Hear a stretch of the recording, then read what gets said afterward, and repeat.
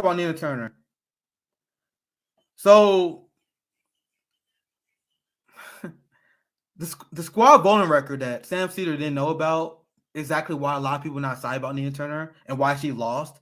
I can find the old Jimmy Dore video. I think there's a Twitter clip that a lot of the Justice Democrat sycophants, a lot of AOC fans really, really hated my take on Nina Turner and why she lost, because they was busy blaming the working class that we didn't do enough for them. They're like, oh my God, why didn't you guys donate to Nina more? Why you guys didn't support Nina? And I'm like, motherfucker, why you guys didn't do anything to earn our support? Nina Turner went on Mike Figueredo's show on the Humanist Report where he gave her a softball interview. During this softball interview, she admitted, she was like, yo, if you were disappointed with the squad, you're going to be disappointed with me.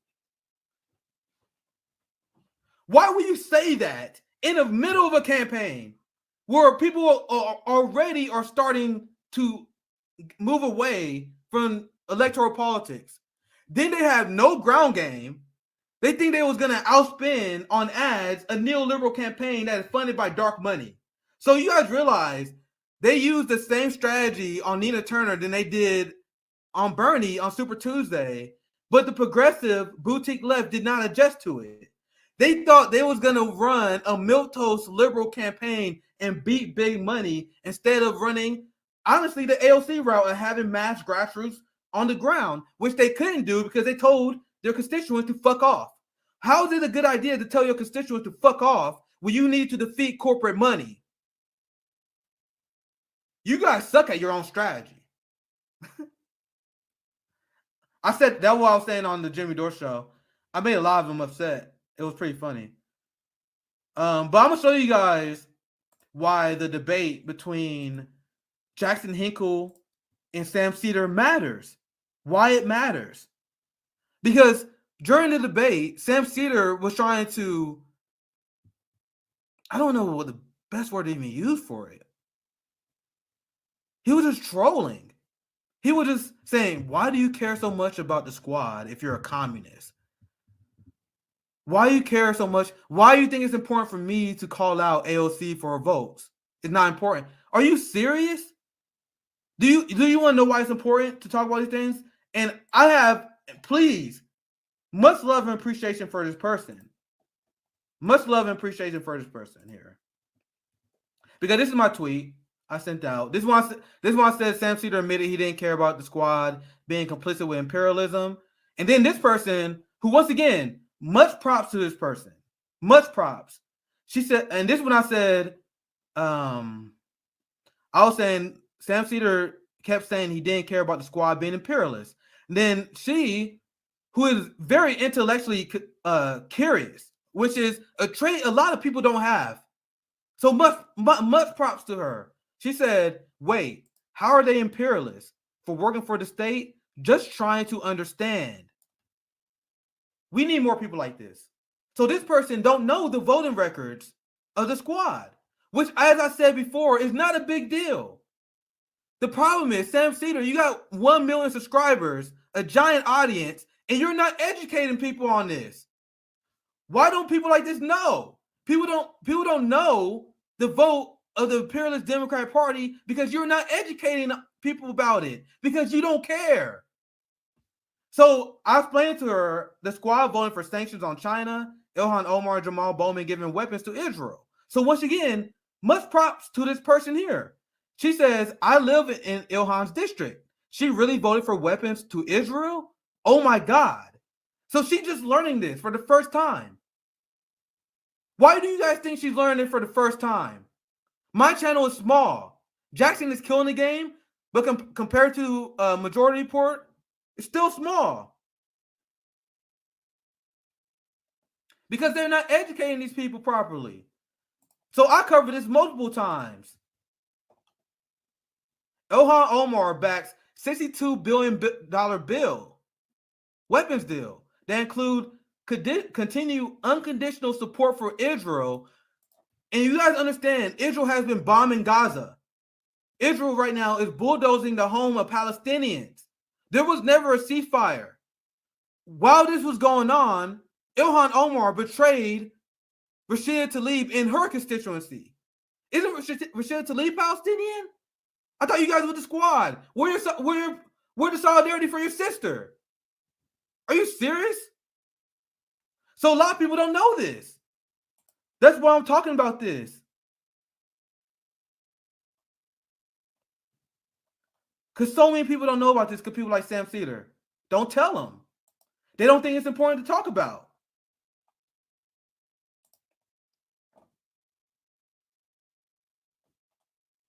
So after this, the boutique left come against all our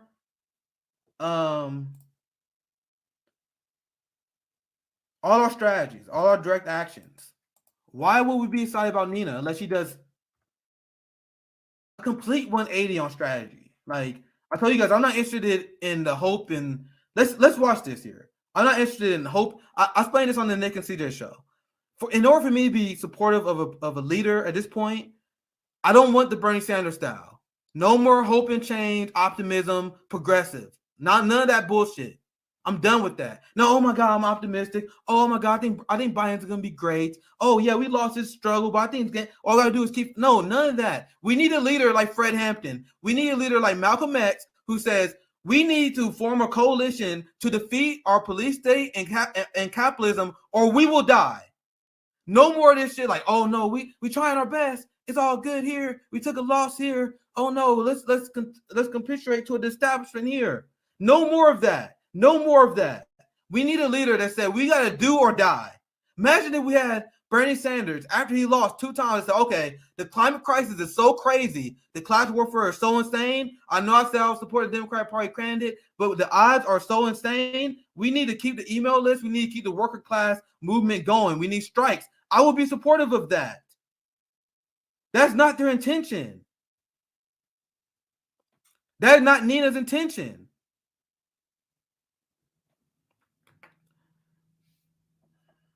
We need someone who actually stop trying to fucking appeal to the suburban white moms who love Pete Buttigieg ads because he said fucking irrelevant platitudes. We don't need a progressive leftist leader that repeat platitudes. We need a leftist leader that is not afraid to go on Tucker Carlson and explain to the entire audience how the ruling class and both parties sold us out, how we need health care, and how we need to unite despite cultural differences to destroy the ruling class in the military-industrial complex. What leftist leader is doing that right now? What elected leader is going on Fox News, on Tucker Carlson, and explaining how we need a working-class coalition to destroy the state? I'm not interested in any leader until they do that. So people are like, are you supporting Nina? No. Are you supporting the progressive candidate in 2024? No. Unless you do that. Unless you wanted to say, I'm running third party if you cheat me. Unless you do that shit, I'm done. If you do this shit where I'm like, oh my God, I'm going to support the candidate no matter who wins. Oh my God, we must defeat the Republican because Democrats are just as bad as Republicans. Oh my God, Donald Trump is a threat to democracy, but Joe Biden, my good friend. Any of that shit, I'm not interested no more. I want to see a Malcolm X. I want to see a Rome. To be dead honest with you. I want to see a Fred Hampton again. None of that. None of that old school progressive shit. So let's watch Nina Turner campaign ad, which I have not watched. I have not watched her ad yet, but I want to show it to you guys. So, because it's our Nina Turner segment, and let's see what her messaging is. Because I explained to you guys what I'm looking for.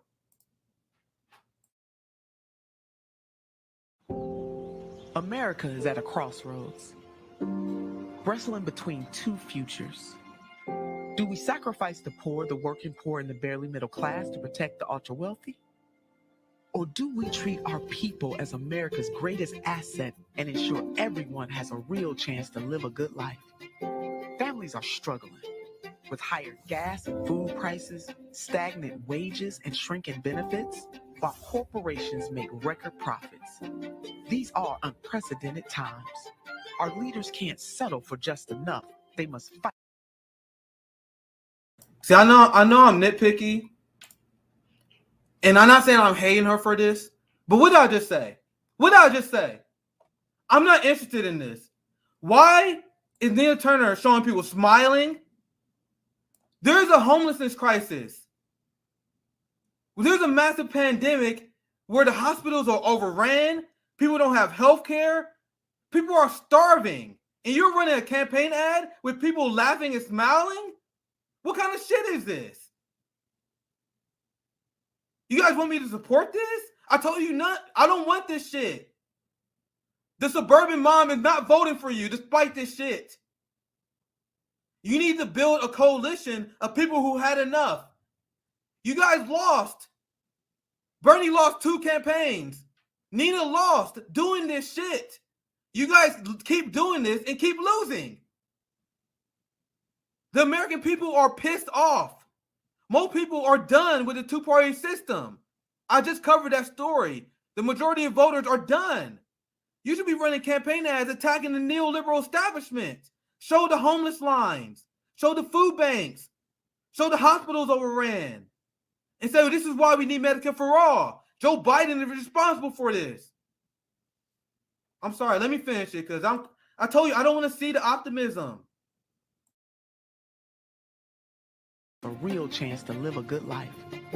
Families are struggling with higher gas and food prices, stagnant wages, and shrinking benefits, while corporations make record profits. These are unprecedented times. Our leaders can't settle for just enough. They must fight for what we deserve. I'm Nina Turner, and I'm running for Congress because we deserve a voice for change in Washington.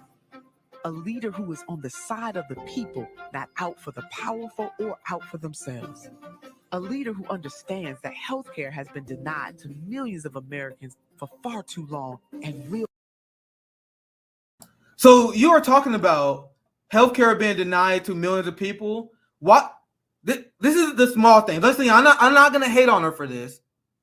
I'm gonna look at the chat, see if you guys think I'm being fair here. But if you're talking about how the healthcare system is failing us, how does it make sense for you to show ads of people being treated in our healthcare system that failed?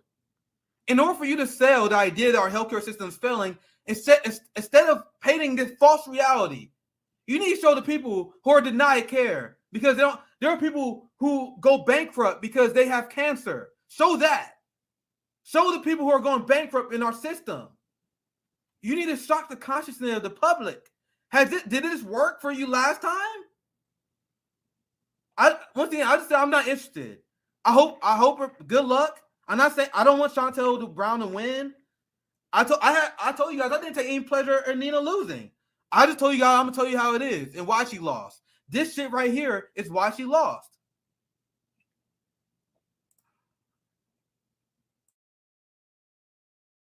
We'll fight for Medicare for all.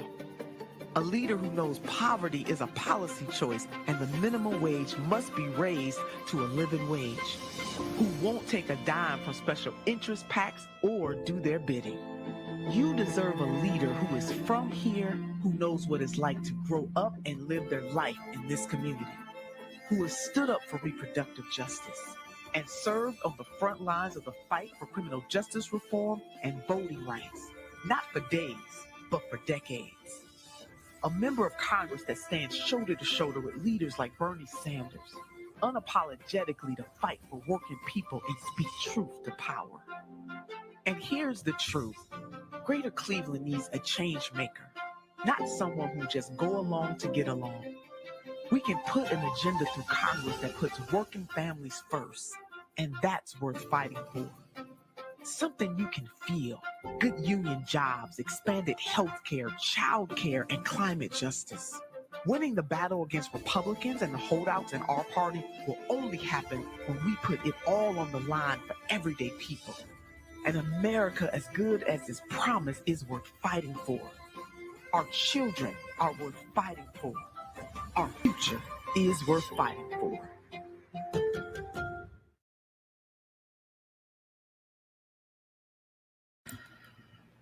Am I an asshole? You guys can tell me if I'm an asshole. I'm okay with that. I'm okay with it. For real, I'm dead serious. Like, you guys not gonna hurt my feelings. Am I an asshole? That was horrible. When you're looking at the time that we live in right now, that's a horrible ad. Once again, I'm not even saying I'm not ruining against Nina Turner. I'm not saying that. I'm just telling you guys how it is. I see no benefit. I see no benefit in rooting against her. But I'm gonna be real. I even admit to you guys, there's still a part of me that have a little bit of soft spot for Bernie, but that doesn't stop me from roasting his ass. Like even if I like any of these people, that wouldn't stop me from. That's a horrible ad, and there's literally no reason for me to support that. There is no reason for you to donate to that instead of mutual aid. I told you, I didn't see the video.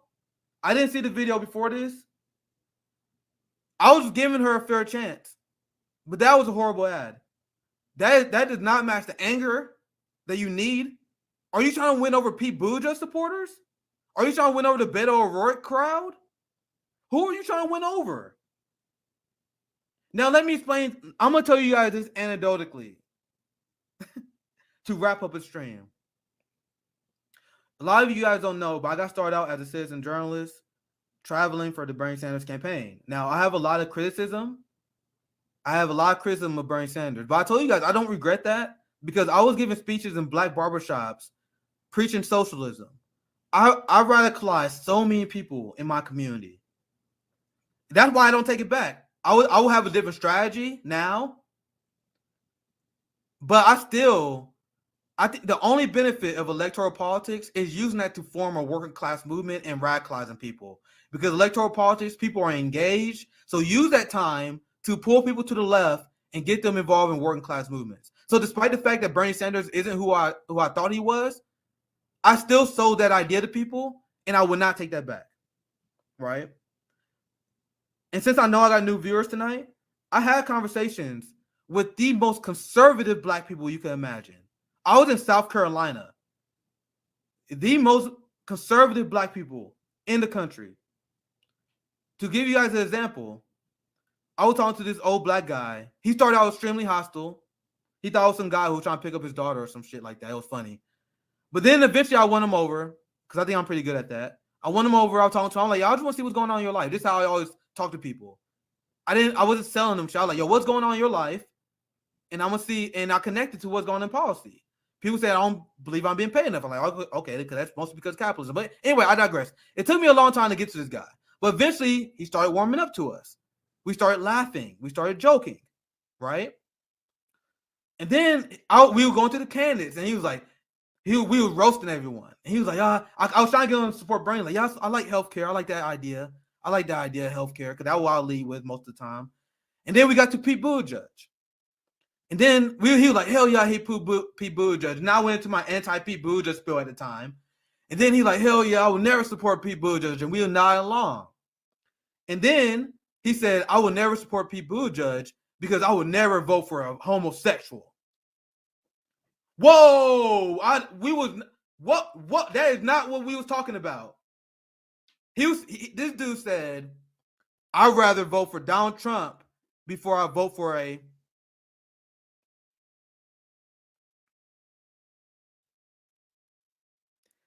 These are the people I was talking to. You guys have no idea how socially conservative, especially a lot of black people in the South. So I'll paint you the picture of the kind of people I was talking. You guys understand how many people I got to agree to healthcare? You know how many people I got to agree? One thing I was telling people about, because a lot of these people in South Carolina, they didn't even know who Bernie was. They barely knew anything about the campaign because they didn't have internet. So one thing that Bernie did that was a great policy was providing public broadband to rural areas, high-speed internet. So I literally led with that. With people, and they were like, oh, hell yes. Sign me up. You know how many poor black people in the South need internet? So I use that. I use healthcare. I use the living wage. I talk to a lot of pot smokers. I use ending the drug war. These are conversations with real people that people like Sam Seder. Sam Seder would never have conversation with a worker. Cenk Uygur would never have a conversation with a worker. I had conversations with hundreds of them. I traveled in multiple states. I was in Iowa. I canvassed in my home state in Missouri, and I was in South Carolina. Hundreds of people. I was with Ray Fisher. He played Cyborg in the Justice League. There were people that was asking me to run. after this because I was canvassing so hard. So I learned that you can flip these older black people to the left. You just gotta be willing to put the work in, put your boots on the ground, and explain your policies. In Nina Turner's campaign, you guys know Nina Turner, I think, what was the turnout rate? Like 16%? Why do you guys think the turnout was low? Because they had no one on the ground. That was reported. They had low amount of boots on the ground. Now, let's go back. Why do you think they had low amount of boots on the ground? They had low amount of boots on the ground because Nina Turner went on the Humanist Report and told people that she's gonna disappoint you. So because the squad and Bernie disappointed the grassroots activists, Nina Turner did not have the boots on the ground that she needed. That's why she lost. Not because of the People's Party, like they said, like Emma said. So I'm gonna show you guys my analysis that they melted down with, and then I do a quick Q&A, and then I wrap up. I think 3 hours is good. This is the Nick experience, right? Joe Rogan does it. I can do 3 hours. Fuck. What do I have to search for this?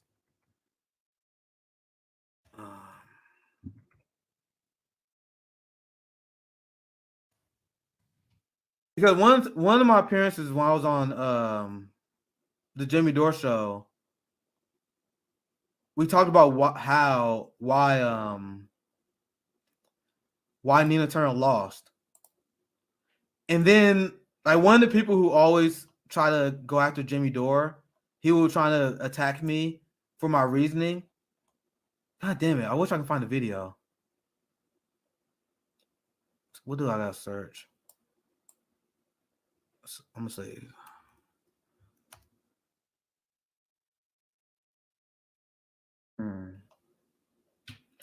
Give me one second. I think ending on this video would be pretty good because it sums up my position then, and why unless they make big changes, it's gonna be the same.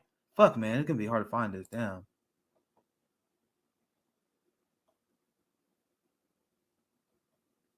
Fuck. Maybe I might do another live stream. I can't find it. I don't know where to search to find it. I'm gonna search one more thing, and if not, I'll do a Q&A and then we wrap up.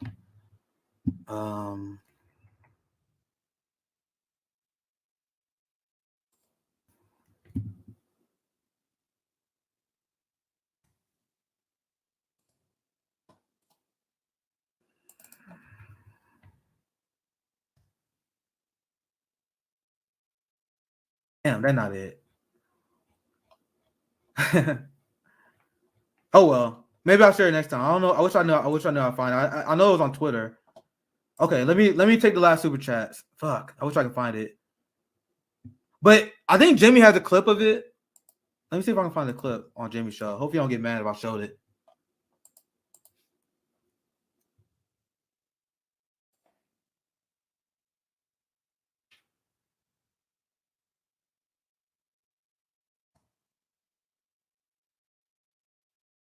All right, damn it. This ain't too long. All right, thank you. Thanks for sticking with me, guys. This ain't too long. One last search. I don't know why I can't find it. Oh well, not a big deal. All right, any last super chats? Yeah, the only reason I'm smoking because I knew this would be a long stream today, and I have a lot of people watching. So the only reason I'm smoking, not to be cool, is just because I got a lot of people fucking watching, and that shit eases my anxiety. You guys can tell I'm not a public speaker. I'm not a natural I didn't have any plans on doing this shit. I just happened to do it. So you guys can tell I'm not a natural public speaker. So I got smoke just to ease my anxiety, make me relax a little bit. That's all. All right, let's do a Q&A and we wrap up. I want to do a long stream today because we had a lot of support today. I'll be honest, I've been very happy. We carried pretty much 400 views, pretty much the whole stream. So I hope you guys who are new watching stick around because we upload every day.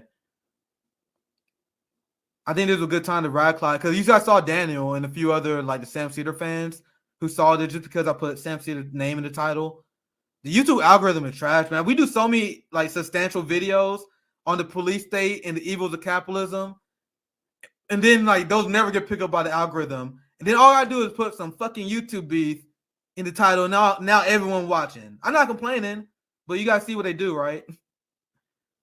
I'm not complaining, but I'm honest with you guys. So, thank you for your $10. Nina said near the end of her asked something about not taking corporate money or doing their bidding. Yeah, she will be silent about her dim colleague taking their money. Love your work and inspiration. Thank you for the $10. And also, what about your sister AOC funding corporate Democrats, funding CIA Democrats? She gave money to Connor Lamb. Connor Lamb. Connor Lamb supported every single intervention. He supported expanding the CIA. He's a CIA tool. And AOC gave him money with your donations. But Daniel wondered why I criticize her so much. That's way more nefarious than what Republicans do, than what Democrats do. Because they take money from corporations. They take money from corporations, and at that point, they're like, if you vote for me, you're a dummy, to be honest. Obviously, they don't say that, but that's the implication, right? Shit, man. Joe Biden's like, bro, you literally saw me take fossil fuel money. You literally saw me take big pharma money, but you thought I was going to give you a public option? Come on, man. That's their mindset. But meanwhile, AOC and the squad, they take money from poor working class people, and then they don't deliver, and then you guys get mad when we get upset at them. Sam Seder was mocking Jackson for being upset at the squad. He was like, oh my God, he's like a scorned lover. He's like a scorned lover. You see the class divide? Yeah, I'm a scorned lover. We dedicated time and resources. If you want to call me a scorned lover, I guess. I'm sorry they tricked me. I fell for it. But I got the right to be outraged about it. Man, I'm never gonna get through these comments because you guys keep setting me off. I'm setting a 3-hour cap. I'm at 2:30. 3-hour cap at best. At best. Because I got stream tomorrow with Dr. Cream Patesh tomorrow, man. I fucked up. I fucked up. I don't know what I was thinking. I got lost in the sauce. Let's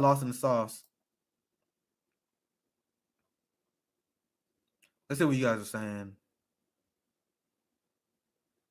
I got to at least read the super chats because I know someone was really pissed, man. What are your thoughts on Justice Breyer retiring? The Supreme Court justice and the Supreme Court would never, ever go on the side of the working class. So yeah, people are fear-mongering about the Supreme Court. I'm like, dude, stop. When has the Supreme Court ever been pro-black? When has the Supreme Court ever been pro-worker? You guys know Ruth Bader Ginsburg, the neoliberal queen? She used the doctrine of discovery multiple times to side with oil companies and exploration in indigenous territories. If you guys don't know, the doctrine of discovery is what our colonizer ancestors, well, the white people, your guys' ancestors, to be honest, that's what they used to justify the genocide against the indigenous people. The idea that we had manifest destiny, that we had the legal right to genocide people on our land. So Ruth Bader always fuck her name up, but you guys know what I'm talking about. Ruth Bader Ginsburg. She used that precedent to side with the corporations against indigenous people. That's the liberal justice, guys. I get the conservative justices are scaries. I get it. But the liberals are not going to save you either. I'm going to show you guys an old meme. I hope I can find it because I don't know what to search to find it. It was one of the first memes I ever made. Damn. But my whole point is I didn't trust Joe Biden with a Supreme Court pick either.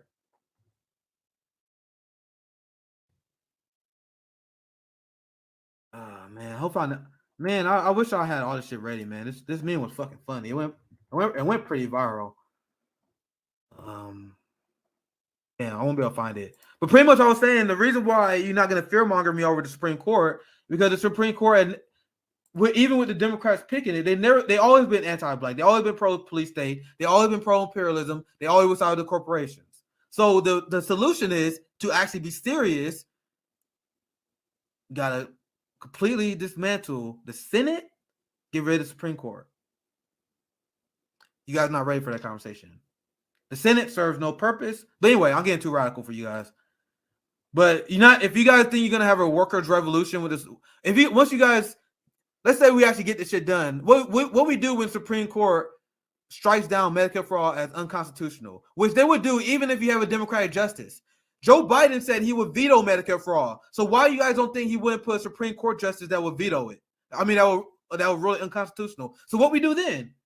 If you think I'm too radical when I say abolish the Supreme Court, what would we do then as a worker movement once the government lost its mandate? Once the government loses mandate to rule over the people, what we do? A lot of people not ready for that. But once again, I'm crazy. I'm super radical. I told you, this is the guy who Jimmy gave a platform to. They would never give me a platform to because I know there's some positions I'm radical on. Like, and that's one of them. If you're actually serious about revolution, if you're actually serious about making change, you got to abolish the Senate and you got to abolish the Supreme Court. And we got to start all over again and make it people ran, like whatever. We figured it out. I believe in us. All right, I gotta get through the super chats. Thank you for the $10, Rick. Nick, in my opinion, you are Fred, the Malcolm, the man you are looking for. You are fire. You have a better grip on reality than any fake-ass politician or any pundit you listen to. Thank you, Rick. You humbled me. I'll be honest with you guys. When I started the whole channel, I told you guys, like, I was telling CJ and them, I'm like, bro, we just gotta have the mindset. And that's why we call ourselves Fred Hampton leftists. We wasn't saying we didn't say Fred Hampton leftists because we were saying we were Fred Hampton. I was saying that has to be our mindset. And I'm not saying I'm Fred Hampton. I'm not anywhere near close. I'm just saying if we all imagine how different our community would be if everyone had the mindset of at least trying to be like him. When you see Ron doing Tour for the Poor, CJ just announced a new mutual aid group. I constantly try to plug mutual aid. I want to create my own mutual aid foundation one day. So my mindset is following that footstep. I'm not saying I'm Fred Hampton. We said we were Fred Hampton leftists because we want to tell people to try to do that. Like if you try to be Fred Hampton, if you end up being like a shitty version of Fred Hampton, that's good. Like if you call me a knockoff Fred Hampton, holy shit, that's good. That's better than being a knockoff Barack Obama. A lot of people looking up to LeBron James. A lot of motherfuckers looking up to they look up to like Hakeem Jeffries, Jim Clyburn. Isn't it better for us to at least try to be like Malcolm X? To at least try to be like MLK instead of being Barack Obama? That's why that was my thesis of my very first paper. This is my very first op-ed I wrote on my Substack. I'm gonna link it in the chat. Check, this is it. Embrace MLK, reject Barack Obama. Why leftists need to challenge the scourge of black neoliberalism. So when I'm saying embrace MLK, and my thesis throughout the article, I'm not gonna go through the whole thing. The point is, instead of idolizing Barack Obama like a lot of people in the black community do, idolize Fred Hampton. Try to be like him. Try to be like the revolutionary leaders that was killed. Honor their legacy by continuing their work. So when we started Fred Hampton Leftists, that was our thesis statement, to be honest with you guys. And a lot of people was mad at us.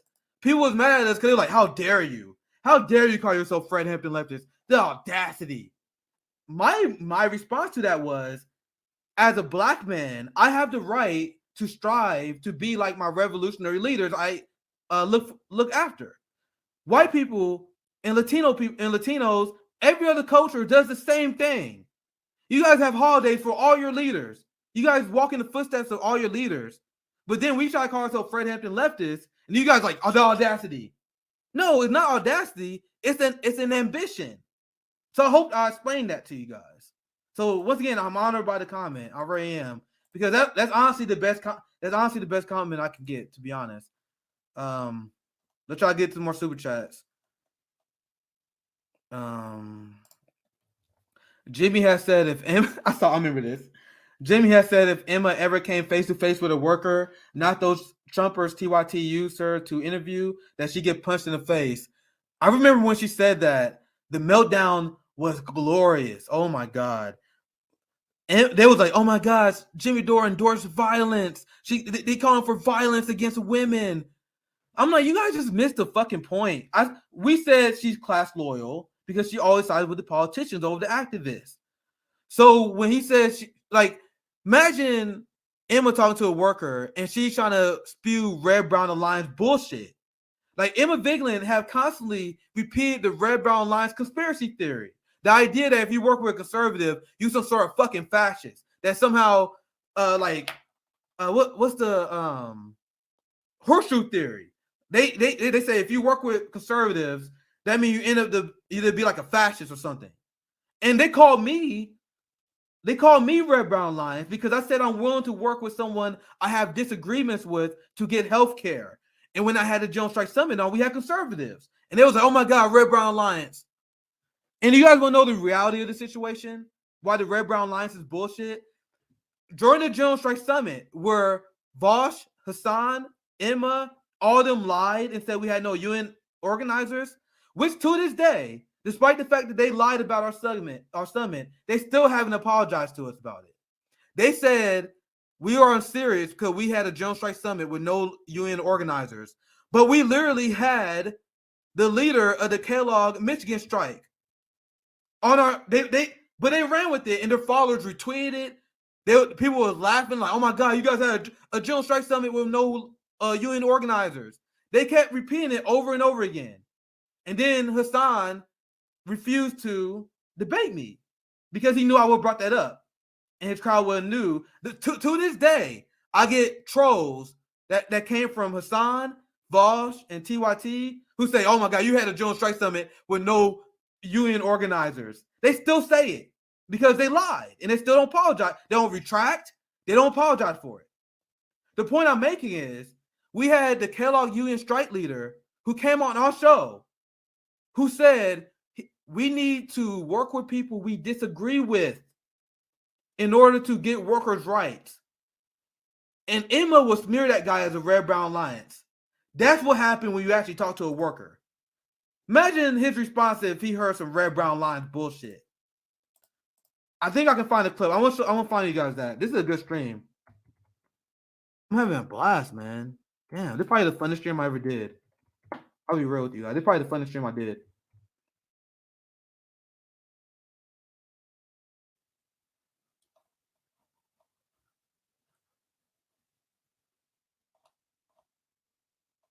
Oh man, I got so much shit to show you guys.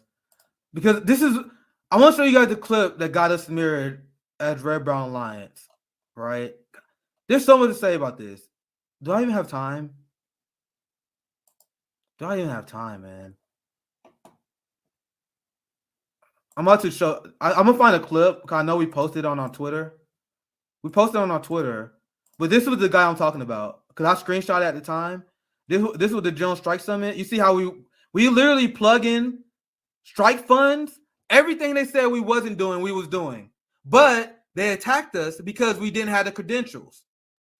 They were using CIA tactics. We didn't go through the proper channels.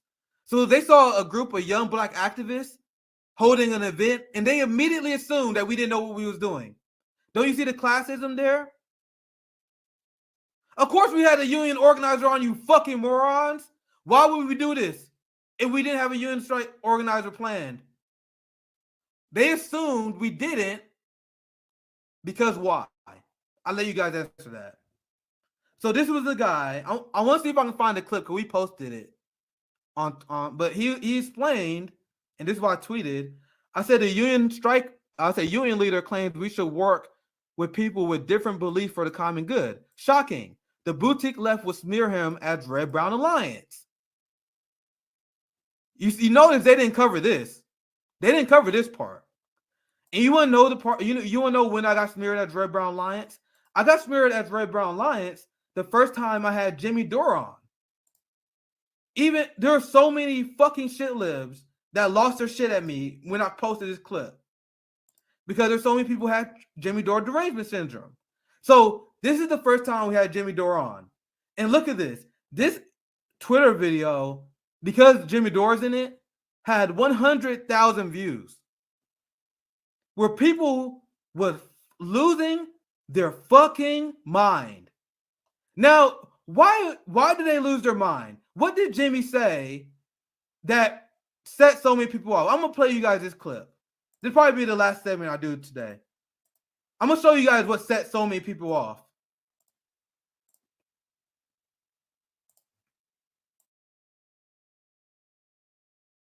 Not left-right solidarity, class. And that's what they can't get through their fucking head. That's how you organize. And the problem with that guy, Magnus, who's a Boogaloo boy, is that those are the kind of people who used to vote for Democrats 30 years ago, and they aren't anymore because they've been squashed also by the fucking capitalist machine. Those guys are victims of the capitalist machine, just like if that guy's unemployed. He wasn't getting his COVID relief. That's why everybody's fucking bringing guns to the Capitol, because their livelihoods are being taken away from them. So why don't you engage them? And so what I tell people is, what is your message for that guy? That guy says he's pro-Black Lives Matter. He says he's pro-LGBTQ. He's anti-Trump. He's anti-war. You don't have a message for that guy? That's your fucking failure. And those are people trying to conflate what was that. Everybody, they wanted to make you think half the country's racist, and so we can't work with them. The Republican Party's always been racist. 3 out of the last 4 RNC chair people apologize for the fucking Southern strategy they've been doing my whole life. So this idea that racism just got invented by Trump is fucking crazy. And so they've been working with these motherfuckers. Joe Biden's a racist. The people are in fucking prison because of Joe Biden's racism, not because of Donald Trump. So that's what I say. Nobody who watched that interview with me doing that interview could criticize me, except that fucking jerk off Jerry who claims to be a socialist. And I go, what's your message for a guy like Matt? He goes, I don't have a message for him. I go, well, then you don't know how to fucking organize. That's not how organizing works, and that's why nobody ever heard of that guy. Yeah. I'm just telling. So if you're going to organize, when you go to at Occupy Wall Street, did you go and ask somebody, are you a Republican? Are you a Democrat? Are you a libertarian? Are you a socialist? Are you a progressive? Are you a boogaloo? You don't fucking do that. That's not how you organize. Exactly. You go, here's our ideas. Here's our fucking goals. Do you share these goals? Do you want to work with us? Let's work. Hey, that's why Bernie Sanders hooks up with fucking right wingers to end the war in Yemen. Now, when I play that clip, and I'm gonna show you guys the reaction, the neoliberal reaction that I got out of that video, it got 100,000 subscribers. I mean, followers or viewers, whatever. I'm asking you guys, what did Jimmy say that was inaccurate? Now, I went on to explain in an interview, and I debunked the whole Red Brown Lines conspiracy. Now I'm gonna do it again since I can't find the clip. The concept is, and this is what they were saying. They got mad at Jimmy because he said, "Oh my God, Magnus worked for the Boogaloo Boys. He's advocating for the Red Brown Lines, right?" At no point did he endorse the Boogaloo Boys. At no point did anyone endorse the Boogaloo Boys. I told you, I'm not forming an alliance with you unless you are anti-imperialist and you're willing to end the police state and you're anti-capitalist.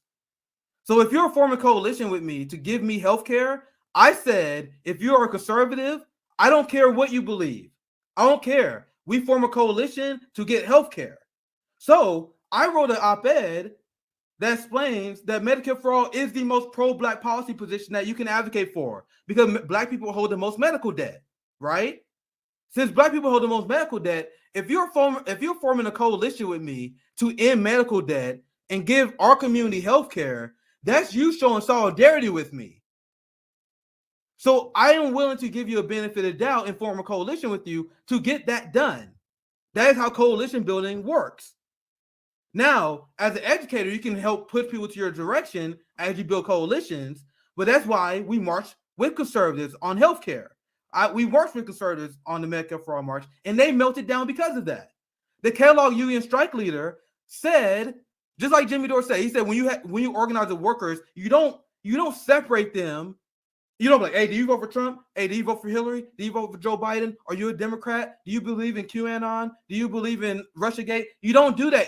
The Kellogg Union strike leader, and I wish I can find a clip. Maybe I might do some more digging. But he said you got to work with people who disagree with you. You got to vote for people. I'm sorry, you got to work with people who disagree with you in order to get an individual task done. This is how you get shit done. This is coalition building. This is what the Kellogg Union strike leader said. Meanwhile, Emma Vigeland pushes Red Brown Alliance conspiracy theories all the time because she doesn't talk to workers. Now, what these white progressives would say, they would say you gotta draw line in the sand, zero tolerance for racism. So I don't care if you support healthcare, I don't support if you support living wage. We cannot form coalition with racists no matter what. I'm like, okay, if that's your position, be consistent. So I have friends who's that's their position. But my friends also didn't vote for Joe Biden. My friends also didn't build coalition with Democrats. So the same people who fearmonger over Red-Brown Alliance, they are quick to vote for Jim Crow Joe. They are quick to vote. They are quick to form coalitions with a racist Karen. So why is no tolerance racism a bad thing when we fight for healthcare for my community, but you can vote with neocons to increase the State Department, Sam Seder? Why is it okay to form coalitions with racist Democrats, but it's bad for me to fear and hate my neighbor in order to get healthcare? So as far as I'm concerned, if you are pro healthcare, which I claim is the most pro-black policy position, if you're pro healthcare, that means you are acting in a pro-black way. I repeat, I said, and I want to do at least a decent job of sourcing. I wrote an entire article that I broke down where I explain how there's a healthcare genocide of people. And if you don't support Medicare for all, I consider you anti-black, right? So if you form a coalition to me to get Medicare for all, I'm like, okay, I'm giving you the benefit of the doubt because you helping me. You want to know who's not helping me? You want to know who's not? The people who refuse to march with Medicare for all with us. The people who smear and attack the Jones Strike Summit like Hassan and Vosh. Like the people who refuse to be seen with the Medicare for All march because they are seen as deplorables. The squad abandoning Medicare for All is more anti-black than anything Magnus has done. I know Magnus. I don't fuck with the Boogaloo Boys because I don't know that much about them. I haven't heard great things. Because me and CJ, we didn't even know who the Boogaloo Boys was before this. I got the KKK where I'm from. We didn't know who they was, but I know who Magnus is. And he was like, yeah, I support healthcare. I support ending the police state. I want to end the wars. Okay. If you don't support ending the wars, you're not anti-racist. Democrats. If you don't support ending the police state, you're not anti-racist. Democrats. So Magnus supports ending the police state. He supports ending the wars, and he supports getting us healthcare. And he for pro-gay people. So even if he's imperfect, which I'm sure he is, you have no right to call him a right-winger. You have no right to say we can't organize with these people. You have no right. So if you're going to be consistent like I am, I'm consistent. I told you guys I am willing to work with imperfect allies in order to get stuff done because I am confident that as we form coalitions, as we have conversations, I can drag them to the left on issues they're not there yet with. I educated many friends on important issues and dragged them to the left. I'm confident enough that I can do that as we fight for healthcare, as we fight for ending the wars. I'm confident I can do that. But meanwhile, the boutique left, they just want to shut off all communication altogether. Now, the last point I want to make, I know this is such a long point to make, because I got to debunk the whole Red-Brown Alliance bullshit. I have a friend named Rob, who he explains how he had racist family members, he had racist friends, who he converts to the left. And this is not easy. It does not take one conversation. So he tells me sometimes it takes years. But as I love my man Rob, because he explains, even though it's hard, that's his job, because it's not the job of black people to convince white people to be anti-racist. Racism is a white community problem. I tackled it on because it's fun, right? But if you're a real ally, instead of shutting off people that's racist, you need to bring them to our side. So if you're one of the people that say, I will never, ever form coalition with racists, I will never, ever talk to racists, you are doing nothing to help me. You're doing nothing to help our community because you're doing nothing to build a bridge over them to us. Rob told me how it took years for him to convert racists to the left. Meanwhile, the people who just cut them off, I promise you, you have not helped the black community at all. Have your strategy worked for us so far? Has racism ended with your strategy of cutting off your family, your racist family members? Has that worked? No. You need to toughen the fuck up. Stop passing the torch to black people to convert racists and have conversations with your racist family members.